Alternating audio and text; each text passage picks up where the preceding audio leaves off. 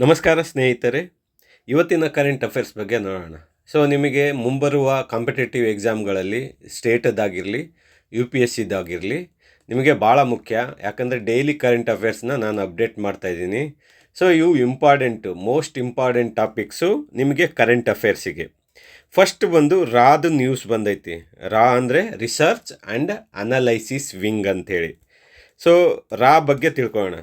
ಇದು ಭಾರತದ ವಿದೇಶ ಗುಪ್ತಚರ ಸಂಸ್ಥೆ. ಇದು ಅಂದರೆ ಎಕ್ಸ್ಟರ್ನಲ್ ಇಂಟೆಲಿಜೆನ್ಸ್ ಏಜೆನ್ಸಿ. ಇದು ಅಂದರೆ ಹೊರ ದೇಶದಲ್ಲಿ ನಮ್ಮ ದೇಶದ ಬಗ್ಗೆ ಗುಪ್ತಚರ ಇಲಾಖೆ. ಇದು ಏನು ಮಾಡುತ್ತೆ? ಇದು ಹೊರಗಿನ ರಾಷ್ಟ್ರಗಳಿಂದ ಮಾಹಿತಿ ಸಂಗ್ರಹಿಸಿ ರಾಷ್ಟ್ರೀಯ ಭದ್ರತೆಯನ್ನು ರಕ್ಷಿಸುವುದನ್ನೇ ನಾವು ಏನಂತೀವಿ? ರಾ ಅಂತೀವಿ. ಈ ರಾದು ನಾವು ಯಾವಾಗ ಸ್ಥಾಪನೆ ಆಗಿದೆ ಅಂತ ಗೊತ್ತಿರಬೇಕು. 1968ರಲ್ಲಿ. ಯಾವಾಗ? 1968ರಲ್ಲಿ. ಮೊದಲ ಮುಖ್ಯಸ್ಥ ಯಾರು? ನಿಮಗೆ ಫಸ್ಟ್ ಯಾರಾಗಿರ್ತಾರೆ ಅದು ಭಾಳ ಇಂಪಾರ್ಟೆಂಟ್. RN ಕಾವ್ ಅಂಥೇಳಿ. RN ಕಾವ್. ನಿಯಂತ್ರಣ ಯಾರು ಮಾಡ್ತಾರೆ ಇದನ್ನು? ರಾನ ಕ್ಯಾಬಿನೆಟ್ ಕಾರ್ಯಾಲಯ ಮಾಡುತ್ತೆ. ಅಂದರೆ ಸೆಕ್ರೆಟ್ರಿ, ಕ್ಯಾಬಿನೆಟ್ ಸೆಕ್ರೆಟ್ರಿ ಮಾಡುತ್ತೆ, ಆರ್ ಕ್ಯಾಬಿನೆಟ್ ಕಾರ್ಯಾಲಯ. ರಾದವ್ರು ಏನು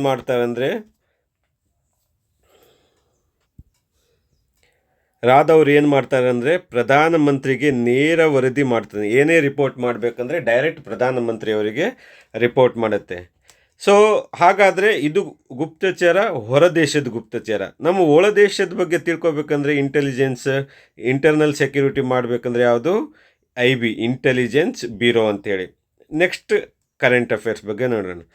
ಮುಂಚಿ ಸೆಕ್ಯೂರಿಟಿ ಕಾನ್ಫರೆನ್ಸ್ ಬಗ್ಗೆ ತಿಳ್ಕೊಳ್ಳೋಣ. ಇದೇನಿದು ಕಾನ್ಫರೆನ್ಸು? ಜಾಗತಿಕ ಮಟ್ಟದ ಅಂತಾರಾಷ್ಟ್ರೀಯ ಭದ್ರತೆ ಮತ್ತು ವಿದೇಶಾಂಗ ನೀತಿ ಕುರಿತು ಉನ್ನತ ಮಟ್ಟದ ಸಭೆ. ಇದು ಯಾವುದ್ರ ಬಗ್ಗೆ? ಇದು ಮೇನ್ ನಿಮಗೆ ಗೊತ್ತಿರಬೇಕು. ಅಂತಾರಾಷ್ಟ್ರೀಯ ಭದ್ರತೆ ಮತ್ತು ವಿದೇಶಾಂಗ ನೀತಿ. ಅಂತಾರಾಷ್ಟ್ರೀಯ ಭದ್ರತೆ ಮತ್ತು ವಿದೇಶಾಂಗ ನೀತಿ ಎಲ್ಲಿ ನಡೀತಾ ಇದೆ ಈ ಕಾನ್ಫರೆನ್ಸು? ಮ್ಯೂನಿಕ್ ನಗರ, ಜರ್ಮನಿ. ಮ್ಯೂನಿಕ್ ಸಿಟಿ ಜರ್ಮನಿಯಲ್ಲಿ ನಡೀತಿದೆ. ಎಲ್ಲಿ ನಡೀತಿದೆ? ಇದು ಜರ್ಮನಿಯಲ್ಲಿ ನಡೀತಿದೆ. ಇದೇನದು ವಿಶೇಷತೆ ಏನು? ಅಧಿಕೃತ ಒಪ್ಪಂದ ಮಾಡುವ ಸಭೆ ಇಲ್ಲ, ಯಾವುದೇ ಟ್ರೀಟಿ ಮಾಡುವ ಸಭೆ ಇಲ್ಲ. ಇದು ಜಸ್ಟ್ ಚರ್ಚೆ ನಡೆಯೋದು. ಅಲ್ಲಿ ಹೋಗಿ ಭದ್ರತೆ ಮತ್ತು ವಿದೇಶಾಂಗ ನೀತಿ ಬಗ್ಗೆ ಚರ್ಚೆ ನಡೆಯೋದು. ಇದು ಮುಖ್ಯವಾಗಿ ಚರ್ಚೆ ಮತ್ತು ನೀತಿ ಸಂವಾದಕ ವೇದಿಕೆ. ಇದು ಅಂದರೆ ಡೈಲಾಗ್ ಫಾರಮ್ ಅಂತೀವಿ. ಭಾರತದಿಂದ ಸಾಮಾನ್ಯವಾಗಿ ವಿದೇಶಾಂಗ ಸಚಿವರು ಹೋಗ್ತಾರೆ. ಯಾರು? ಎಕ್ಸ್ಟರ್ನಲ್ ಅಫೇರ್ಸ್ ಮಿನಿಸ್ಟ್ರಿ ಯಾರಾಗಿದ್ದಾರೆ ಈಗ? ಜೈಶಂಕರ್ ಅವರು ಈ ಮೀಟಿಂಗನ್ನು, ಈ ಕಾನ್ಫರೆನ್ಸನ್ನು ಅಟೆಂಡ್ ಮಾಡೋಕ್ಕೆ ಹೋಗ್ತಾರೆ. ಇದು ಯಾವಾಗ? ಮುಂಚಿ ಸೆಕ್ಯೂರಿಟಿ ಕಾನ್ಫರೆನ್ಸ್ ಯಾವಾಗ ಸ್ಥಾಪನೆ ಆಯಿತು? 1963ರಲ್ಲಿ ಸ್ಥಾಪನೆ ಆಯಿತು. Next current affairs. India's first road come rail tunnel project under Brahmaputra river. ತುಂಬ ಇಂಪಾರ್ಟೆಂಟು. ಫಸ್ಟ್ ಅಂತಿದೆ. ಯಾವಾಗಲೂ ಫಸ್ಟ್ ಇದ್ದಾಗ ಇದು ಎಕ್ಸಾಮ್ ಪಾಯಿಂಟಿಗೆ ಭಾಳ ಇಂಪಾರ್ಟೆಂಟ್. ಇದು ಯಾವುದಿದು? ಏನು ಇಂಡಿಯಾದ ಫಸ್ಟ್ ಏನು? ರೋಡು ಮತ್ತು ರೇಲ್ ಟನಲ್ ಅಂಥೇಳಿ. ರೋಡು ಇರುತ್ತೆ ಮತ್ತು ರೈಲ್ವೆನೂ ಹೋಗ್ಬೋದು ಆ ಟನಲಲ್ಲಿ. ಇದು ಭಾರತ ಸರ್ಕಾರದ ಬ್ರಹ್ಮಪುತ್ರ ನದಿಯ ಕೆಳಗೆ ಭಾರತದ ಮೊದಲ ರಸ್ತೆ, ರೈಲು ಸುರಂಗ ನಿರ್ಮಾಣಕ್ಕೆ ಅನುಮೋದನೆ ನೀಡಿದೆ. ಸ್ಥಳ ಎಲ್ಲಿ ಇದು? ಅಸ್ಸಾಂ ರಾಜ್ಯದ ಘೋಪುರ್ ನುಮಾಲಿಗಢ್ ನಡುವೆ. ಯಾವುದು? ಘೋಪುರ್ ನುಮಾಲಿಕ್ ನಡುವೆ. ಅನುಮೋದನೆ ಯಾರು ಮಾಡಿರೋದು? Cabinet committee on economic affairs. ಯಾರು ಅನುಮೋದನೆ ಮಾಡಿರೋದು? Cabinet committee on economics affairs. ಎಲ್ಲಿ ನಡೀತಿದೆ ಇದು? ಎಲ್ಲಿ ನಮಗೆ ಎಲ್ಲಿ ನಡೀತಿದೆ ಅದು ಇಂಪಾರ್ಟೆಂಟು. ಅಸ್ಸಾಂನಲ್ಲಿ. ಅಸ್ಸಾಂ ರಾಜ್ಯದ ಘೋಪುರ ಮತ್ತು ನುಮಾಲಿಗಢ ನಡುವೆ. ಮೇನ್ ಇಂಪಾರ್ಟೆಂಟ್ ಇದು. ಘೋಪುರ ಮತ್ತು ನುಮಾಲಿಕ್ ನಡುವೆ. ಯಾರು ಅನುಮೋದನೆ ಕೊಟ್ಟರು? Cabinet committee on economic affairs. ಇದರ ಉದ್ದ ಎಷ್ಟು ಪ್ರಾಜೆಕ್ಟ್ ಹಾಕ್ಕೊಂಡಿದ್ದಾರೆ ಅಂದರೆ 34 ಕಿಲೋಮೀಟ್ರ್ ಉದ್ದ ಹಾಕ್ಕೊಂಡಿದ್ದಾರೆ. ಅದರಲ್ಲಿ ಸುರಂಗ ಎಷ್ಟು ಅಂದರೆ 15.8 ಕಿಲೋಮೀಟರ್, ಅಂದರೆ 15.8 ಕಿಲೋಮೀಟರ್ ನದಿಯ ಕೆಳಗಡೆ ಇದನ್ನು ನಿರ್ಮಾಣ ಮಾಡ್ತಿದೆ. ಒಟ್ಟು ವೆಚ್ಚ ಎಷ್ಟು ಖರ್ಚಾಗ್ತಿದೆ? ಇದು 18,662 ಕೋಟಿ ಖರ್ಚಾಗ್ತಿದೆ. 18,662 ಕೋಟಿ ಖರ್ಚಾಗ್ತಿದೆ. Next current affair. Arunachal Pradesh Kamala hydro electric project ಬಗ್ಗೆ ತಿಳ್ಕೊಳ್ಳೋಣ. ಇದು ನ್ಯೂಸ್ ಆಗಿದೆ. ಯಾವುದು? ಅರುಣಾಚಲ್ ಪ್ರದೇಶದ Kamala hydro electric power project. ಅಂದರೆ ಇದು ಪವರ್ ಜನ್ರೇಷನ್ಗೆ ಹೆಲ್ಪ್ ಆಗುತ್ತೆ. ಯಾವುದು? Hydro electric power project Kamala ನದಿಯ ಮೇಲೆ ತಾತ್ಕಾಲಿಕವಾಗಿ ಪರಿಸರ ಅನುಮೋದನೆ ಇದು ದೊರೆತಿದೆ. ಅಂದರೆ ಇದು ಕರೆಂಟ್ ಏನು ತಾತ್ಕಾಲಿಕವಾಗಿ ಪರಿಸರದ ಅನುಮೋದನೆ ದೊರೆತಿದೆ. ಸಾಮರ್ಥ್ಯ ಎಷ್ಟು ಇದು? 1720 ಮೆಗಾವ್ಯಾಟ್. ಸೊ ನೋಡಿ ಎಷ್ಟು ಮೆಗಾವ್ಯಾಟ್ ಇದು? 1720 ಮೆಗಾವ್ಯಾಟ್. ಯಾವ ನದಿ ಮೇಲಿದೆ ಹೈಡ್ರೋ ಎಲೆಕ್ಟ್ರಿಕ್ ಪವರ್ ಪ್ರಾಜೆಕ್ಟ್ ತಯಾರು ಮಾಡ್ತಿದ್ದಾರೆ? ಕಾಮಲಾ ನದಿ ಅಂಥೇಳಿ, ಕಮಲಾ ನದಿ. ಸೊ ಇದು ಯಾವುದು? ಟ್ರಿಬ್ಯೂಟರಿ ಆಫ್ ಸುಬ್ನಸಿರಿಗೆ ಇದೆ ಟ್ರಿಬ್ಯೂಟರಿ. ಅಂದರೆ ಉಪನದಿ. ಯಾವುದ್ರದ್ದು ಉಪನದಿ ಇದು? ಸುಬ್ನಸಿರಿ ಯಾವುದ್ರದ್ದು ಉಪನದಿ ಇದು? Brahmaputra. Tributary of Brahmaputra. Approximately cost ಎಷ್ಟು ಖರ್ಚಾಗ್ತಿದೆ ಇದು? 23,764 ಕ್ರೋರ್ಸ್ ಕಾಸ್ಟ್ ಖರ್ಚಾಗ್ತಿದೆ. ಯಾವುದು? 23,764 ಕೋಟಿ. ನೆಕ್ಸ್ಟ್ ಒಂದು ಟ್ರೈಲ್ಯಾಟ್ರಲ್ ನಾವಲ್ ಎಕ್ಸಸೈಸ್ ನಡೀತಿದೆ. ಯಾವಾಗ? ಫೆಬ್ರವರಿ 2026ರಲ್ಲಿ ಟ್ರೈಲ್ಯಾಟ್ರಲ್ ನಾವಲ್ ಎಕ್ಸಸೈಸ್ ಅಂದರೆ ನೇವಿಯ ಎಕ್ಸಸೈಸ್ ನಡೀತಿದೆ. ಯಾವ್ಯಾವ ದೇಶದ ನಡುವೆ? ಇಂಡಿಯಾ, ಜಪಾನು ಮತ್ತು ಇಂಡೋನೇಷ್ಯಾ. ಯಾವುದು? India, Japan, Indonesia. ನಾನು ನಿಮಗೆ 2 ಸಲ ಯಾಕೆ ಹೇಳ್ತೀನಿ? 2 ಸಲ ಹೇಳ್ತೀನಿ ಅಂದರೆ that point is very important. So India, Japan, Indonesia. So ಎಲ್ಲಿ ನಡೀತಿದೆ ಇದು? ಅಂಡಮಾನ್ ಸಮುದ್ರದಲ್ಲಿ ನಡೆಯುತ್ತಿದೆ. ಏನು ಉದ್ದೇಶ ಇದರದು? ಸಮುದ್ರದ ಭದ್ರತೆ ಕಾಪಾಡಿಕೊಳ್ಳೋದಕ್ಕೆ, ರಾಷ್ಟ್ರಗಳ ನಡುವೆ ಸಹಕಾರ ಏರ್ಪಡಿಸೋದಕ್ಕೆ ಈ ಎಕ್ಸಸೈಸ್ ನಡೆಸ್ತಾ ಇದ್ದೀವಿ. ನೆಕ್ಸ್ಟ್ ಟಾಪಿಕ್ ಬಂದು ವಂದೇ ಮಾತರಂ ಗೀತೆ ಬಗ್ಗೆ ಇಶ್ಯೂ ಆಗ್ತಿದೆ. ಯಾಕಂದರೆ ಎಷ್ಟು 6 ಸ್ಟ್ಯಾನ್ಸ್ ಓದಬೇಕಾ ಇಲ್ಲ 2 ಸ್ಟ್ಯಾನ್ಸ್ ಓದಬೇಕಾ ಅಂಥೇಳಿ. ಮೂಲ ಬಂದು 6 ಸ್ಟ್ಯಾನ್ಸ್ ಇದ್ದಾವೆ. ಬಟ್ ವಾಡಿಕೆಗೆ ಬಂದಿರೋದು 2 ಸ್ಟ್ಯಾನ್ಸ್ ನಾವು ಹಾಡ್ತಿದ್ವಿ. ಸೊ ವಂದೇ ಮಾತರಂ ಬಗ್ಗೆ ನೋಡೋಣ. 1875ರಲ್ಲಿ ಬಂಕಿಮಚಂದ್ರ ಚಟ್ಟೋಪಾಧ್ಯಾಯ ರಚಿಸಿದರು. ಇದನ್ನು ರಚಿಸಿದವರು ಯಾರಂತ ನ್ಯೂಸ್ ಬರುತ್ತೆ ನಿಮಗೆ. ಸ್ಟ್ಯಾನ್ಸ್ ಬಗ್ಗೆ ಗೊತ್ತಾಗಲ್ಲ, ಕೊಡಲ್ಲ ನಿಮಗೆ. ಯಾರು ಬಂಕಿಮಚಂದ್ರ ಚಟ್ಟೋಪಾಧ್ಯಾಯ. ಯಾವ ವರ್ಷದಲ್ಲಿ? 1875ರಲ್ಲಿ. ಯಾವ ಕಾದಂಬರಿಯಲ್ಲಿ ಬಂದಿದೆ ಇದು? ಆನಂದ ಮಠ. ಸೊ ಬಂಕಿಮಚಂದ್ರ ಚಟ್ಟೋಪಾಧ್ಯಾಯ ಅವರ ಕಾದಂಬರಿ ಯಾವುದು? ಆನಂದ ಮಠದಲ್ಲಿ ನಿಮಗೆ ವಂದೇ ಮಾತರಂ ಗೀತೆ ಬಂದಿರುತ್ತದೆ.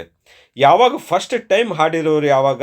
1896ರಲ್ಲಿ ಕಾಂಗ್ರೆಸ್ ಅಧಿವೇಶನ, ಇಂಡಿಯನ್ ನ್ಯಾಷನಲ್ ಕಾಂಗ್ರೆಸ್ದು ಅಧಿವೇಶನದಲ್ಲಿ ಮೊದಲ ಬಾರಿಗೆ ಯಾರು? ಬಂಕಿಮಚಂದ್ರ ಚಟ್ಟೋಪಾಧ್ಯಾಯ ಅವರು ಹಾಡಿರುತ್ತಾರೆ.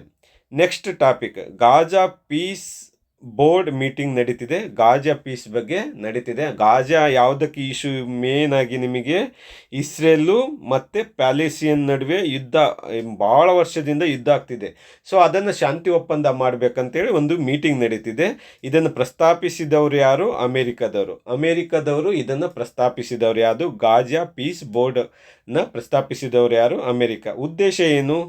ಗಾಜಾ ಯುದ್ಧ ನಿಲ್ಲಿಸುವುದು, ಪುನರ್ ನಿರ್ಮಾಣ ಮಾಡೋದು ಗಾಜಾನ, ಮತ್ತು UN ಶಾಂತಿ ಬಲನ ನಿಯೋಜನೆ ಮಾಡುವುದು. ಗಾಜಾ ಬಗ್ಗೆ ತಿಳ್ಕೊಳ್ಳೋದಾದರೆ, ಗಾಜಾ ಒಂದು small coastal territory of Mediterranean C.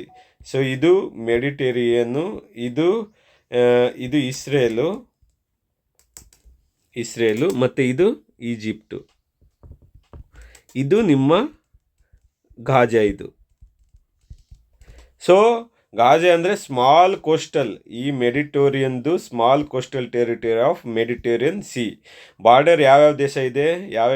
ಒಂದು ಇಸ್ರೇಲ್ ಇದೆ, ಈ ಕಡೆ ಇಸ್ರೇಲ್ ಇದೆ, ಇನ್ನೊಂದು ಈಜಿಪ್ಟ್ ಇದೆ. ಮೇನ್ ಇಂಪಾರ್ಟೆಂಟು ನಿಮಗೆ UPSC ಆಗಿರಲಿ ಯಾವುದೇ ಡಯಾಗ್ರಾಮಲ್ಲಿ ಬಾರ್ಡರ್ ಯಾವ್ಯಾವ ಇದೆ. ಗಾಜಾ ಇಶ್ಯೂ ಬಂತಂದರೆ ಮೆಡಿಟೇರಿಯನ್ ಸಿ, ಈಜಿಪ್ಟು ಮತ್ತು ಇಸ್ರೇಲು ಅಷ್ಟೇ ನೆನಪಿರಬೇಕು ಬಾರ್ಡರು. ಗವರ್ನ್ ಬೈ ಯಾರು ಅದನ್ನು ಆಳ್ವಿಕೆ ಮಾಡ್ತಾರೆ? ಹಮಾಸ್ದವರು ಆಳ್ವಿಕೆ ಮಾಡ್ತಾರೆ. ಹಮಾಸ್ ಅಂದರೆ ಪ್ಯಾಲೆಸ್ತೀನ್ ಮಿಲಿಟೆಂಟ್ ಪೊಲಿಟಿಕಲ್ ಗ್ರೂಪ್. ಇದು ಪ್ಯಾಲೆಸ್ತೀನ್ದು ಮಿಲಿಟೆಂಟ್ ಗ್ರೂಪ್. ಇದು ಇಸ್ರೇಲ್ ಯಾವ್ಯಾವ ನಡುವೆ? ಇದು ಇಸ್ರೇಲು ಮತ್ತು ಪ್ಯಾಲೆಸ್ತೀನ್ ನಡುವೆ. ನೆಕ್ಸ್ಟ್ ಟಾಪಿಕ್ ನೋಡೋದಾದರೆ RBI Titans bank lending norms for stock brokers ಇದೆ. RBI ಏನು ಮಾಡ್ತಿದೆ? ಒಂದು ಲೆಂಡಿಂಗ್ ನಾರ್ಮ್ಸ್ ಅಂದರೆ ಸಾಲ ಕೊಡೋದಕ್ಕೆ ಸ್ಟಾಕ್ ಬ್ರೋಕರ್ಗೆ ಕಠಿಣವಾದ ನಿಯಮವನ್ನು ಸ್ಥಾಪಿಸಿದೆ. ಏನು ಮಾಡ್ತಿದೆ, RBI ಬ್ಯಾಂಕ್ಗಳು ಸ್ಟಾಕ್ ಬ್ರೋಕರ್ಗಳಿಗೆ ಸಾಲ ನಿಯಮಗಳನ್ನು ಕಠಿಣಗೊಳಿಸಿದೆ. ಏನೇನು ಕಠಿಣ? 100% ಗಿರಿವಿ ಕೊಡಬೇಕು, 100% ಗಿರಿವಿ ಕೊಲ್ಯಾಟ್ರಲ್ ಇದ್ದರೆ ಮಾತ್ರ ಸಾಲ. ಅಂದರೆ ಸ್ಟಾಕ್ ಬ್ರೋಕರ್ಸಿಗೂ ₹10 ಸಾಲ ತೊಗೊಂಡು ₹100 ಸಾಲ ತೊಗೊಂಡ್ರೆ ₹100 ಮೌಲ್ಯ ಆಸ್ತಿಗೆ ಭದ್ರತೆ ನೀಡಬೇಕು ಅವರು. ಸೊ ಸ್ಟಾಕ್ ಬ್ರೋಕರ್ದು ಭಾಳ ಇಶ್ಯೂ ಆಗ್ತಿದೆ, ಹಾಗಾಗಿ ಈ ಟಾಪಿಕನ್ನು ಕೊಟ್ಟಿದ್ದಾರೆ. ನಿಮಗೆ ತಿಳ್ಕೊಬೇಕು ಏನೇನು ನಾಮ್ಸ್ ಕೊಟ್ಟಿದ್ದಾರೆ ಅಂಥೇಳಿ. ನೆಕ್ಸ್ಟ್ ಕರೆಂಟ್ ಅಫೇರ್ಸ್ ಬಂದು, India increases spending on climate action to 5.6% 5.6% GDPಯನ್ನು ಈ ಸಲ ಇಂಡಿಯಾದು ಕ್ಲೈಮೇಟ್ ಚೇಂಜಿಗೆ ಸ್ಪೆಂಡ್ ಮಾಡಿದ್ದಾರೆ. ಸೊ ಏನೇನು ಕ್ಲೈಮೇಟ್ ಚೇಂಜ್ ಹವಾಮಾನ ಬದಲಾವಣೆಗೆ ವಿರುದ್ಧ ಕ್ರಮಗಳು ಏನೇನು ತಗೊಂಡಿದೆ, ಏನು ಸೌರ ಮತ್ತು ಗಾಳಿ ವಿದ್ಯುತ್, ಮತ್ತು ನಾವು ಸೋಲಾರು ಮತ್ತು ವಿಂಡ್ ಪವರ್ನ ಜನ್ರೇಟ್ ಮಾಡಬೇಕು. ವಿದ್ಯುತ್ ವಾಹನಗಳನ್ನು ಬಳಕೆ ಮಾಡಬೇಕು ನಾವು, ಅಂದರೆ ಎಲೆಕ್ಟ್ರಿಕಲ್ ವೆಹಿಕಲ್ನ ಬಳಕೆ ಮಾಡಬೇಕು. ಅರಣ್ಯ ಅಭಿವೃದ್ಧಿ ಫಾರೆಸ್ಟ್ ಡೆವಲಪ್ಮೆಂಟ್ ಮಾಡಬೇಕು. ಗ್ರೀನ್ ಹೈಡ್ರೋಜನ್ ಬಗ್ಗೆ, ಹೈಡ್ರೋಜನ್ನು ನಾವು ಪವರ್ ಜನ್ರೇಷನಿಗೆ ಬೇಕಾಗುತ್ತೆ, ಅದು ಗ್ರೀನ್ ಆಗಿರಬೇಕು. ಅಂದರೆ ಯಾವುದೇ ಕಲ್ಲಿದ್ದಲು ಬಳಸಂಗಿಲ್ಲ, ಕೋಲ್ ಬಳಸಂಗಿಲ್ಲ. ವಿ ಹ್ಯಾವ್ ಟು ಯೂಸ್ ಸೌರ ಮತ್ತು ಗಾಳಿ ವಿದ್ಯುತ್. ಕಾರ್ಬನ್ ಹಿಡಿತ ತಂತ್ರಜ್ಞಾನನ ತರಬೇಕು ನಾವು, ಕಾರ್ಬನ್ ಹಿಡಿತ ತಂತ್ರಜ್ಞಾನನ. ಸೊ ಇದರದ್ದು ಒಂದೇನೆಂದರೆ ನಾವು ನೋಡಬೇಕಾಗಿರೋದು ಪ್ಯಾರಿಸ್ ಕ್ಲೈಮೇಟ್ ಅಗ್ರಿಮೆಂಟ್ ಪ್ರಕಾರ ಭಾರತದ ಗುರಿಗಳು ನೋಡಬೇಕು. ಪ್ಯಾರಿಸ್ ಕ್ಲೈಮೇಟ್ ಅಗ್ರಿಮೆಂಟ್ ಯಾವಾಗ ನಡೀತು? 2017. ಪ್ಯಾರಿಸ್ ಕ್ಲೈಮೇಟ್ ಅಗ್ರಿಮೆಂಟ್ ಯಾವುದಕ್ಕೆ ಇದೆ? ಕ್ಲೈಮೇಟ್ ರಿಲೇಟೆಡ್ ಇರುತ್ತೆ. ಏನು ಗುರಿಗಳು? ಭಾರತದ ಗುರಿಗಳೇನು? 2070ಕ್ಕೆ ನೆಟ್ ಜೀರೋ ಎಮಿಷನ್ ಮಾಡಬೇಕು. ಅಂದರೆ ನಾವು ಕಾರ್ಬನ್ನ 2070ಕ್ಕೆ ಕಂಪ್ಲೀಟಾಗಿ ನಾವು ಕಡಿಮೆ ಮಾಡಬೇಕು. ಆಮೇಲೆ ಮಾಲಿನ್ಯ ಕಡಿಮೆ ಮಾಡಬೇಕು ಮತ್ತು ಅರಣ್ಯ ಹೆಚ್ಚಳ ಮಾಡಬೇಕು. ಇದು ಗುರಿಗಳು ಭಾರತದ್ದು ಯಾವುದರ ಪ್ರಕಾರ? ಪ್ಯಾರಿಸ್ ಕ್ಲೈಮೇಟ್ ಅಗ್ರಿಮೆಂಟ್ ಪ್ರಕಾರ ಗುರಿಗಳು. ನೆಕ್ಸ್ಟ್ ಟಾಪಿಕ್ ಬಂದು, ಚೀನಾದ ಬೈಟ್ ಡ್ಯಾನ್ಸ್ ಕಂಪ್ನಿ ಹೆಸರೇನು? ಬೈಟ್ ಡ್ಯಾನ್ಸ್ ಹೊಸ AI ಮಾದರಿ ಯಾವುದು? ಡಾಬ್ಯೂ 2.0 ಬಿಡುಗಡೆ ಮಾಡಿದೆ. ಯಾವುದು? ಡಾಬ್ಯೂ 2.0. ಡಾಬ್ಯೂ 2.0 ಯಾವುದು? ಚೀನಾದ್ದು ಬೈಟ್ ಡ್ಯಾನ್ಸ್. ಏನು ವಿಶೇಷತೆ ಇದು? ಇದನ್ನು AI ಏಜೆಂಟ್ ಏರಾ ಅನ್ನುತ್ತವೆ. AI ಏಜೆಂಟ್ ಅಂತ ಅಂತೀವಿ ನಾವು. ಯಾಕೆ AI agent? Not only answer questions but also perform task automatically. ಇದು ಯಾವುದೇ ಕ್ವಶನ್ನ ಆನ್ಸರ್ ಕೊಡಲ್ಲ, ಬಟ್ ಕೆಲಸವನ್ನು ತಾನಾಗೆ ಸ್ವಂತಾಗೆ ಮಾಡುತ್ತದೆ. ಏನು ಮಾಡುತ್ತೆ ಸ್ವಂತಾಗಿ? ಮಾಹಿತಿ ಸಂಗ್ರಹ ಮಾಡೋದು, ಕೋಡನ್ನು ಬರೆಯುತ್ತದೆ, ವಿಡಿಯೋ ರಚನೆ ಮಾಡ್ಕೊಳ್ಳುತ್ತೆ ಮತ್ತು ಕೆಲಸನ ಆಟೋಮೇಷನ್ ಆಗಿ ಮಾಡ್ಕೊಳ್ಳುತ್ತೆ. ಯಾವುದು? ಮಾಹಿತಿ ತಂತ್ರಜ್ಞಾನ, ರೋಡ್ ಬರೆಯುವುದು, ವಿಡಿಯೋ ರಚನೆ ಮತ್ತು ಕೆಲಸವನ್ನು ಆಟೋಮೇಷನ್ ಮಾಡುತ್ತಿದೆ. ಸೊ ಇಷ್ಟು ಇವತ್ತಿನ ಇಂಪಾರ್ಟೆಂಟ್ ಟಾಪಿಕ್ಕು. ಇದು ಭಾಳ ಮುಖ್ಯ ನಿಮಗೆ ಮುಂಬರುವ ಯಾವುದೇ ಕಾಂಪಿಟೇಟಿವ್ ಎಕ್ಸಾಮ್ ಆಗಿರಲಿ. ಎಸ್ಪೆಷಲಿ ನಾನು ಕನ್ನಡದಲ್ಲಿ ಬರೆದಿದ್ದೇನೆ.